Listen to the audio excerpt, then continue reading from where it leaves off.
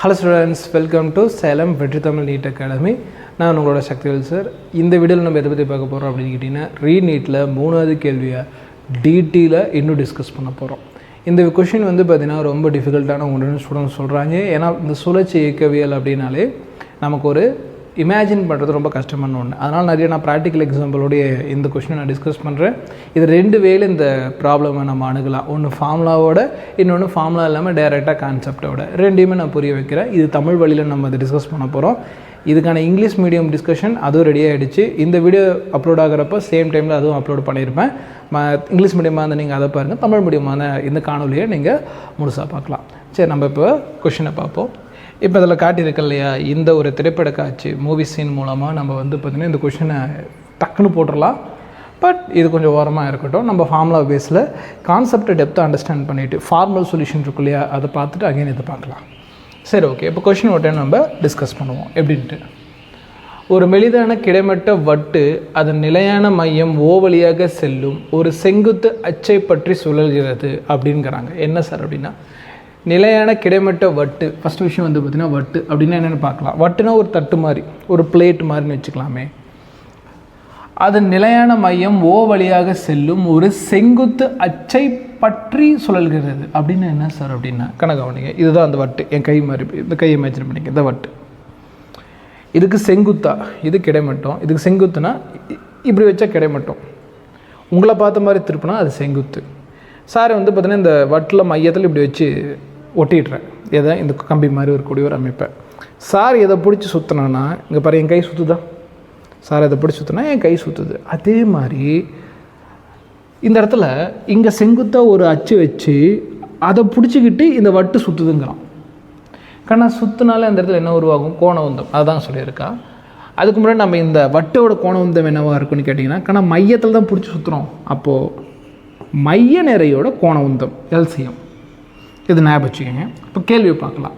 அதன் கோண உந்தம் முறையே ஏ மற்றும் பி புள்ளிகளை பொறுத்து கணக்கிடப்படும் பொழுது எல்ஏ மற்றும் எல்பி ஆகும் அப்படின்னு என்ன சார்? கொஷின் பேப்பரில் இந்த பகுதியில்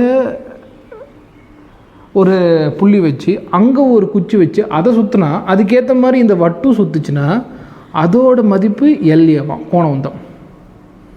இங்கே பிங்கிற ஒரு புள்ளி இருக்கான், இந்த இடத்துல ஒரு குச்சி வச்சு சுற்றுறப்போ, இது சுற்றுறப்போ அதுக்கேற்ற மாதிரி இந்த வட்டு சுற்று தான். அப்போது இந்த இடத்துல உருவாக்கக்கூடிய கோண உந்தம் எல்பியாம். இங்கே OP equal to 2 time OA அப்படின்னு என்ன கொடுத்துருக்கான்னு அர்த்தம்னா, இங்கேருந்து இது வரைக்கும் ஓபி, இங்கேருந்து இது வரைக்கும் ஓஏ, அதே மாதிரி இங்கேருந்து இது வரைக்கும் ஓஏ தான். ஸோ 2 ஓஏ சேர்ந்தது ஒரு ஓபி, அதான் 2 time OA equal to OP. எனில் எல்ஏ மற்றும் எல்பியின் மதிப்பை காண்க. இந்த 2 பகுதியும் இந்த சைக்கிளை வச்சு நான் உங்களுக்கு எக்ஸ்பிளைன் பண்ணிடுறேன். வீடியோட செகண்ட் ஹாஃபை டக்குன்னு அதை புரிஞ்சிடும். பட் இப்போதைக்கு இதை ஃபார்முலா பைஸில் பார்க்கலாம். கொஷினில் இன்னொரு வேர்டு கொடுத்துருக்காங்க. இந்த இடத்துல நிலையான மையம்னு ஒரு வார்த்தை கொடுத்துருக்காங்க. அதை கொஞ்சம் நான் எக்ஸ்பிளைன் பண்ணுறேன். ஒரு நிலையான மையம் இருக்குது, இங்கிலீஷில் ஃபிக்ஸ்டு பாயிண்ட்டுன்னு சொல்லுவாங்க. ஸோ நிலையான மையம் இங்கிலீஷில் ஃபிக்ஸ்டு பாயிண்ட்டு.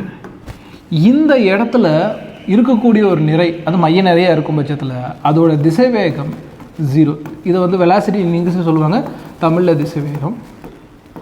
இதை புரிஞ்சுக்கிறதுக்கு சார் ஒரு காயின் எக்ஸாம்பிள் வீடியோ பார்த்திங்கன்னா இதில் ஆட் பண்ணுறேன். கரெக்டாக பார்த்திங்கன்னா இப்போ நான் ஆட் பண்ணுறேன். அது ஒரு நிமிஷம் ஸ்பெண்ட் பண்ணி பாருங்கள்.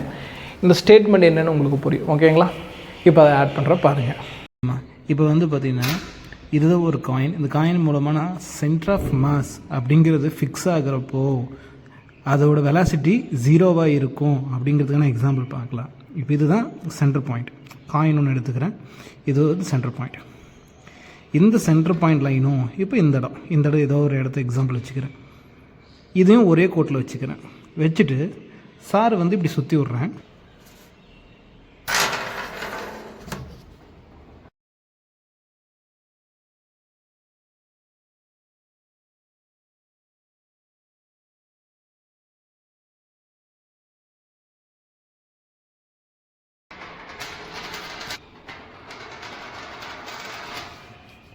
ஓகே, இப்போ பார்த்திங்கன்னா இந்த ரொட்டேஷன் பார்த்தீங்களாம்மா, இது புரிதலுக்காக சார் பார்த்திங்கன்னா நான் கையில் வச்சு காட்டுறேன்.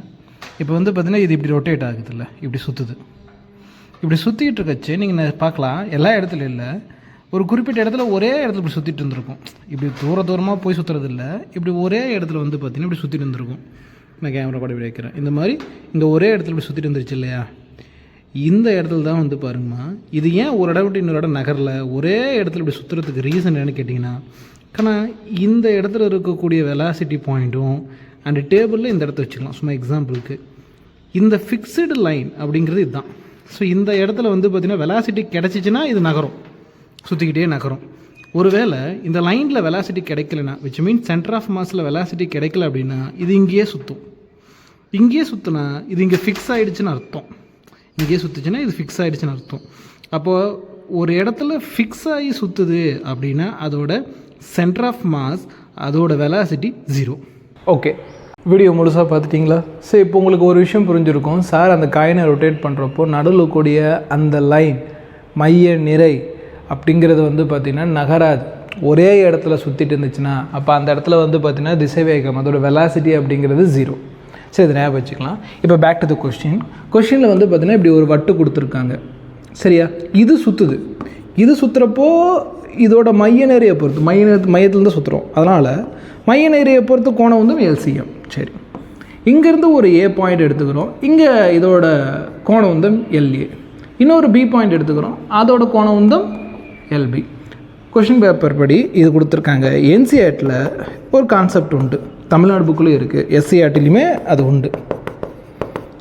என்னன்னு கேட்டிங்கன்னா, ஒரு குறிப்பிட்ட பொருளிலிருந்து தொலைவு போய் ஒரு புள்ளியில் வந்து பார்த்திங்கன்னா கோணவந்தம் கேட்குறாங்க. ஒரு புள்ளியில் வந்து பார்த்திங்கன்னா கோணவந்தம் கேட்குறாங்க அப்படின்னா, ஃபார் எக்ஸாம்பிள் LAனா LA which is equal to LCM, இதோட மைய நிறையை பொறுத்து கோணவந்தம் ப்ளஸ் MR கிராஸ் VCM. என்னென்னு சொல்கிறேன், எம்னா இந்த இடத்துல வந்து பார்த்திங்கன்னா நிறைக்கண்ணா, எம்னா நிலை வெக்டார்னு சொல்லுவாங்க, நிலை திசைன்னு சொல்லுவாங்க. இது வந்து பார்த்திங்கன்னா ஆஸ் யூஷுவல் இங்கே பொறுத்த தெரியும், மைய நிறையை பொறுத்து திசை வேகம்.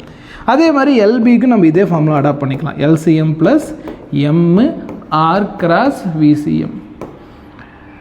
இப்போ என்னன்னு பார்த்தீங்கன்னாக்கன்னா, கொஷின் பேப்பரில் நிலையான மையம்னு ஒரு வார்த்தை இடம்பெற்றதுனால VCM 0 ஆனதுனால இந்த VCM 0, இதுவும் 0. அப்போ இந்த மொத்த பகுதியுமே 0, பெருக்கலை தானே இருக்குது, அதனால் இந்த மொத்த பகுதியுமே 0 வச்சு பெருக்கினா எந்த ஒரு தொகுதியும் 0 ஆகிடும். இதை விட்டுடலாம். அப்போ மீதி LA equal to LCM, LB equal to LCM இங்கே எழுதலாம். அப்போ LA which is equal to LCM, LB which is equal to also LCM. Question பேப்பரில் ரெண்டையும் வகுத்துக்கன்னு சொல்கிறான் சார், ரெண்டையும் வகுக்கிறேன். வகுத்தோம்னா LCM divide by LCM. Sir ரெண்டையும் கேன்சல் பண்ணுறேன், ஆன்சர் 1. அப்போ வந்து பார்த்திங்கன்னா இங்கே சாய்ஸில் 1 இருக்கான்னு பார்த்தோம்னா இந்த படத்தை கொஞ்சம் நகர்த்துவோம். இங்கே இருக்குது பாருங்கள், ஆன்சர் ஆப்ஷன் 4th 1 இருக்குது. இது ஃபார்முலா பேஸ்டு. ஓகேங்களா சார், எனக்கு வந்து பார்த்திங்கன்னா இந்த நிலையான மையம் அதே மாதிரி வந்து பார்த்திங்கன்னா இந்த ஃபார்முலாவில் எப்படி டிரைவ் ஆகுதுன்னு நான் இந்த வீடியோவில் சொல்லலை. இது சொல்லிட்டேன். இந்த ஃபார்முலாவில் எப்படி வந்துச்சுன்னா சார் சொல்லலை. அது வந்து பார்த்திங்கன்னா நீங்கள் பேச்சில் படித்தாகணும், அரல்ஸ் 1.5 மணி நேரம் லெக்சர் நான் யூடியூப்பில் அப்லோட் பண்ணி ஆகணும். இது ரெண்டுக்குமே உங்களுக்கு ஃபேவராக இருக்கிற மாதிரி, சார் நான் வந்து பார்த்திங்கன்னா 11th படிக்கிறேன், 12th படிக்கிறேன், நான் வந்து காலேஜுக்கு போகிறேன், அரல்ஸ் வந்து நான் ஒர்க்கு போகிறேன், என்னால் டேரெக்டாக வந்து படிக்க முடியாது அப்படின்னு சொல்கிற ஸ்டூடெண்ட்ஸ்க்கு வந்து பார்த்திங்கன்னா நம்ம 1 year online batch for NEET 2027 நடத்துகிறோம். அண்ட் என்னால் டேரெக்டாக வந்து படிக்க முடியும் சார், நான் 1 year ட்ராப்பர் தான் சார்னா நம்ம ஆஃப்லைன்லேயே கிளாஸஸ் வந்து பார்த்திங்கன்னா சேலம் ஸ்ரீ வித்யாமந்தர் ஹையர் செகண்டரி ஸ்கூலில் நடத்துகிறோம். ஸோ இந்த 2 பேட்சுமே நீங்கள் பயன்படுத்தலாம். சார் நான் 2மே இல்லை சார், நான் செல்ஃப் ஸ்டடியில் படிக்கிறேன் அப்படின்னா நான் சொல்கிறேன், நம்மளோட யூடியூப் சேனல் வந்து பார்த்திங்கன்னா 6800 சப்ஸ்கிரைபர் ரீச் ஆகி போயிட்டுருக்கு. ஸோ சப்ஸ்கிரைப் பண்ணி ஃபாலோ பண்ணி வச்சுக்கோங்க. நான் ஒரு லெக்சரையுமே வந்து பார்த்திங்கன்னா நம்ம யூடியூப்பில் அப்லோட் பண்ணுறேன் வித் ப்ராக்டிக்கல் எக்ஸாம்பிளோட. எவ்வளோ இமேஜின் பண்ண முடியும், ஏன்னா ஃபிசிக்ஸ்க்கு வந்து எவ்வளோ இமேஜினேஷன் ஸ்கில் தேவையோ அந்த அளவுக்கு நீங்கள் டெவலப் பண்ணால் மட்டும்தான். இனிமேல் வரக்கூடிய காலகட்டங்களில் வெறும் ஃபார்முலா வச்சு மக்கப் பண்ண முடியாது. தமிழ் மீடியம் மாணவர்களாகட்டும், இங்கிலீஷ் மீடியம் மாணவர்களாகட்டும், 2 பேருமே இனிமேல் ஃபார்முலா வச்சு மக்கப் பண்ண முடியாது. அந்த கான்செப்ட் என்னென்னு புரியணும். கான்செப்ட் என்ன, இப்போ நான் சொன்னேன்ல நிலையான மையம்னா என்ன, அதோட மையப்பகுதியில் என்ன, இது ஒரு 2 நிமிஷம் கிளிப்பில் சார் சொல்கிறேன். இது லாங் டேர்மில் யோசிச்சிங்கன்னா இன்னும் சூப்பராக புரியும். ஸோ இப்போதைக்கு இதுவே உங்களுக்கு புரிஞ்சிருக்கனால நல்ல விஷயம். ஸோ இந்த மாதிரி தான் ஃபிசிக்ஸை வந்து பார்த்திங்கன்னா பிரிக் பை பிரிக், செங்கல்ஸ் மேலே செங்கல் வச்சு ஒரு வீடு கட்டுற மாதிரி பொறுமையாக கட்டணும். ஒரு 6 மாதம் வந்து பார்த்திங்கன்னா அதுக்குமே டெடிகேட் பண்ணணும். எல்லா கான்செப்டையும் நம்ம படிச்சிட முடியும். வெறும் வார்த்தைகளாக படிக்கிறத விட அது ஒரு நல்ல எக்ஸாம்பிளோடையோ நிறைய MCQ சால்விங் நாலேஜோடையும் போனப்போ எவ்வளோ கஷ்டமாக இருந்தாலும் நம்மளால சால்வ் பண்ணிட முடியுங்கிற ஒரு விஷயத்தை நான் சொல்லிக்கிறேன். சரி, இப்போ நம்ம பேக் டு த டாபிக் குதிப்போம். Back to the topic return வருவோம். இப்போ வந்து பார்த்திங்கன்னா சார் எனக்கு வந்து இது ஃபார்முலா வச்சு சொல்லி கொடுத்தீங்க, வீடியோட ஸ்டார்டிங்கில் வந்து ஃபார்முலா இல்லாமல் டேரெக்டாக இந்த இமேஜ் வச்சு கூட சொல்லலாமே சார் அப்படின்னீங்க.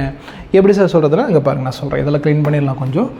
சரி, ரைட்டு, ஓகே. இப்போ வந்து பார்த்திங்கன்னா இந்த டயக்ராம் இருக்குல்ல, இது எதுக்கு ஈக்குவலண்ட்டாக இருக்குது அப்படிங்கிறத நம்ம பார்க்கணும். அப்படிங்கிறது இல்லை, இங்கே ரொட்டேஷனை பற்றி இருக்கனால இந்த எக்ஸாம்பிள் ஜென்ரலாக நம்ம எடுத்துக்கலாம். ஸோ இங்கே இப்படி வச்சா உங்களுக்கு எக்ஸாக்டாக புரியும். ஒன்றும் இல்லை, இந்த பின்னாடி வீல் இருக்குல்ல, பார்க்க இது மாதிரியே இருக்குல்ல, ஓகேவா? இந்த பெடல் ஒரு தூரத்தில் இருக்குது, அதை ஏ பாயிண்ட்டாக இமேஜின் பண்ணிக்கலாம். இந்த முன்னாடி இருக்கக்கூடிய வீல் கொஞ்சம் தூரமாக இருக்குது, இந்த பி பாயிண்ட் இன்னும் கொஞ்சம் தூரமாக இருக்கா. அப்போது இந்த டயக்ராமுக்கு ஏற்ற மாதிரி இதுவும் இருக்குது. இதுவும் சுத்த தான் போகுது, இதுவும் சுத்தான் போகுது, இதுவும் சுத்தான் போகுது, இதுவும் சுத்தான் போகுது, இதுவும் சுத்தான் போகுது, இதுவும் சுத்தான் போகுது. அப்போ இமேஜின் பண்ணுறதுக்கு கரெக்டான ஒரு எக்ஸாம்பிள் இது. சரி, எப்படி சார் அப்படின்னா கணக்காவனிங்க. இப்போ பெடலை விட்டுருங்க, பெடலை மிதிச்சா தான் சைக்கிள் மூவ் ஆகும், அதை விட்டுருங்க. இந்த இடத்துல ஒரு கம்பி இருக்குமா பெடலுக்கு, இந்த இடத்துல பின்னாடி வீலில் பெடலுக்கு பின்னாடி அதை பிடிச்சி சார் சுற்றுறேன். அப்போ பெடல் சுற்றுமா? அதே மாதிரி தான் இங்கே மையத்தை வச்சு சுற்றுறேன், இந்த வட்டு சுற்றுமா? இப்போ இந்த வட்டுங்கிறது இது பெடலுக்கு ஈக்குவல். அப்போ இந்த பெடலோட வேல்யூ வந்து பார்த்தீங்கன்னா எல்சிஎம்னு வச்சுக்கலாம். சரி, ரைட், ஓகே. சரி கண்ணா, அந்த பின்னாடி வீலோட சுற்றுற வேல்யூ வந்து பார்த்தீங்கன்னா எல்சிஎம். இப்போ சார் வந்து பார்த்தீங்கன்னா இங்கே ஒரு பெடல் இருக்குது, இதை காலை வச்சு மிதிக்கிறேன். சார் காலை வச்சு மிதித்தாலும் பின்னாடி வீல் சுத்த தான் போகுது. இங்கே சார் வெறும் கையை வச்சு சுற்றுறப்ப கிரியேட் ஆகக்கூடிய எல்சிஎம்மும் சார் வந்து பெடலை வச்சு சுற்றினாலும் அதே வீல் தான் சுற்ற போகுது. அப்போ இதுவுமே எல்சிஎம் தான். சார் இதோட எல்சிஎம்மே பெடல் மூலமாக தரேன், வேறு எதுவும் இல்லை.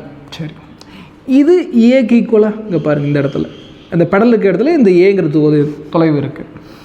அடுத்து இங்கே முன்னாடி இந்த பெடல் பாருங்களேன், இந்த பெடலுக்கு முன்னாடி, சரி பெடலுக்கு முன்னாடி வீல், இந்த முன்னாடி இருக்கக்கூடிய வீல் இருக்கு இல்லையா, இந்த முன்னாடி இருக்கக்கூடிய வீலை சாரை பிடிச்சி இப்படி சுற்றுறேன், இப்படி முன்னாடி பிடிச்சி இப்படி முன்னாடியோ பின்னாடியோ எப்படி சுற்றினாலும் அதுக்கேற்ற மாதிரி இந்த பின்னாடி இருக்கக்கூடிய இந்த வீல் சுற்றும். அப்போ இந்த முன்னாடி இருக்கக்கூடிய வீல் என்ன கிரியேட் பண்ணுது, அதுவும் எல்சிஎம் தான் கிரியேட் பண்ணுது.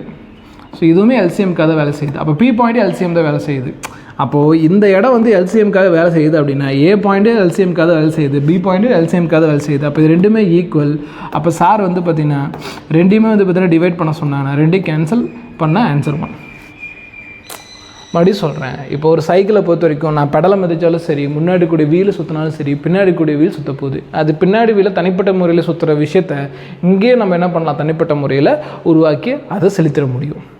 ஸோ இந்த மாதிரி வந்து பார்த்திங்கன்னா ஒரு ப்ராக்டிக்கல் எக்ஸாம்பிளோடு இதை சொல்கிறப்ப இன்னுமே புரியும். இதை செங்குத்து வச்சு என்னென்னு கேட்டிங்கன்னா, பெடல் எந்த டைரக்ஷன் இருக்கும் பாருங்கள், பெடல் செங்குத்து வச்சு இந்த டைரக்ஷனில் தானே இருக்கும், அதான் செங்குத்து வச்சு.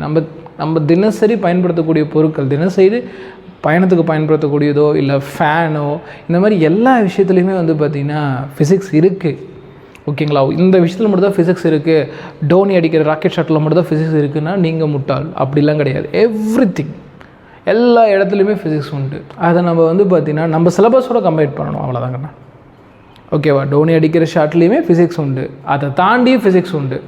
டோனி கிரவுண்டில் நடந்து வந்தாலும் ஃபிசிக்ஸ் உண்டு, டோனி அந்த இடத்துல ஜெயித்தாலும் ஃபிசிக்ஸ் உண்டு, தோத்தாலும் ஃபிசிக்ஸ் உண்டு. ஸோ ஃபிசிக்ஸை வந்து பார்த்திங்கன்னா ஸ்கிப் பண்ண முடியாது. அப்பேற்பட்ட ஃபிசிக்ஸை கொண்டு வந்து நம்ம சிலபஸில் எங்கே பொருத்தி படிக்கலாம் அப்படிங்கிறத இங்கே நம்ம தெரிஞ்சுக்கணும். அதை நம்ம தெரிஞ்சுக்கலாம் அப்படின்னா வேஸ்ட்டு. இப்போ நீட் மாதிரி ஒரு காம்படிட்டிவ் எக்ஸாம், அத்தனை காம்படிட்டிவ் எக்ஸாம் எதுவாக இருந்தாலும் சரி, ஃபிசிக்ஸ் எதுக்கு பயன்படுதுன்னே தெரிலனா அந்த கேள்வி படிக்கிறப்போ ஒரு வார்த்தை கூட புரியாது. ஸோ வரக்கூடிய காலங்களில் நான் சொன்ன மாதிரி ஃபார்மில் மக்கப் பண்ணுறது மூலமாக ஒன்றுமே நடக்க போகிறதில்ல. ஸோ இது இந்த வீடியோவில் இந்த கொஷின்லேருந்து நீங்கள் நிறைய கற்றுட்டு இருந்திருப்பீங்க. இதே மாதிரி இந்த 45 கொஷின் இந்த ஃபுல் ஜேர்னிக்கு நீங்கள் வாங்க. இந்த ஃபுல் ஜேர்னி 45 கொஷின்லையுமே வரப்போ ஃபிசிக்ஸ் எப்படி படிக்கணும் அப்படிங்கிறது உங்களுக்கு புரிஞ்சிடும். ஏன் உங்களால் ஒரு 5-6 கொஷின்ஸ் மேலே சால்வ் பண்ண முடியல அப்படிங்கிற ரியல் விஷயம் உங்களுக்கு புரிஞ்சிடும், ஓகேங்களா? ரைட், இதில் நிறைய கற்றுக்கிட்டு நினைக்கிறேன். ஸோ இந்த வீடியோ இது வரைக்கும் பார்த்து எல்லாத்துக்குமே வந்து தேங்க்யூ ஃபார் வாட்சிங். இதே மாதிரி 4th கொஷினை நம்ம மீட் பண்ணலாம். சீக்கிரமாக அப்லோட் பண்ணிடுறேன். இங்கே அட்மிஷன் ஒர்க் இருக்குது, நான் சொன்ன மாதிரி சின்ன பர்சனல்ஸ் ஒர்க்ஸ் இருக்குது, அதனால் கொஞ்சம் டிலே ஆகலாம், 1 or 2 days டிலே ஆகலாம். பட் ரெகுலராக அப்லோட் பண்ணிடுறேன். பட் ஆனால் அப்லோட் பண்ணால் அது ஒர்த்தாக இருக்கணும். 10 நிமிஷம் 20 நிமிஷம் 30 நிமிஷம் அதை பற்றியெல்லாம் விஷயம் கிடையாது. ஏன்னா நம்ம இங்கே வெறுமனே ஆன்சரை மட்டும் டிஸ்கஸ் பண்ணல, நீங்கள் எக்ஸாம் ஹால்குள்ளே இருக்கிறப்போ அந்த கேள்வி எப்படி நீங்கள் எழுதியிருக்கணுங்கிற விஷுவலைசேஷன் நான் உங்களுக்கு சொல்லிக் கொடுக்குறேன். அது கண்டிப்பாக டைம் ஆகும், ஓகேங்களா? அடுத்த வீடியோவில் மீட் பண்ணலாமா? Thank you for